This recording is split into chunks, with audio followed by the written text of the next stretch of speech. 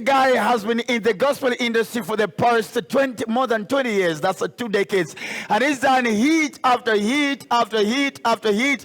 And the time when he blew up into the industry is when he came with his song, Natumia Talanta Yangu. The one and only, the gentleman who did an amazing divorce with English, Ringtone!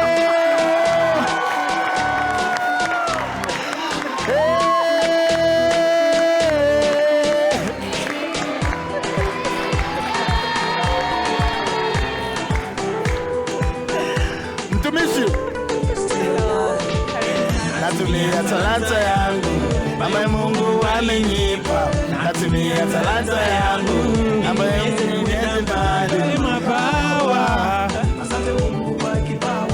Nipe mabawa. Hey, well, audition that child. I'm pretty sure when this song was ingoma ikitokea, haki najua hapo ngilenyi mlikuwa nursery school. Hey, ingoma ilikuwa hit song.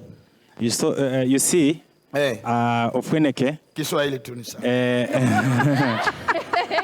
sawa. Usini blame kwa failure yako ya maisha.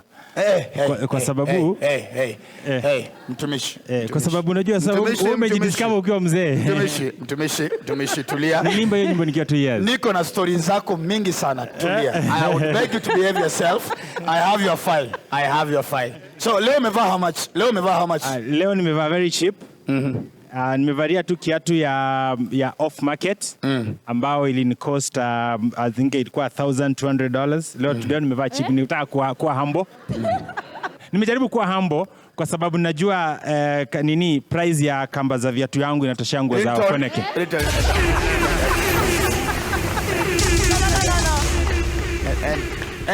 Enda tu ukae. Sababu hatuko sure kama ni pesa ya Zimbabwe, ni ya Kenya, wacha ni shake millions. All right. Now are we ready to get on the show? No, are we ready to get on the show? Yeah. Babe. So, are we ready for Mr. Right? I see Mr. Right, the next victim, the first victim.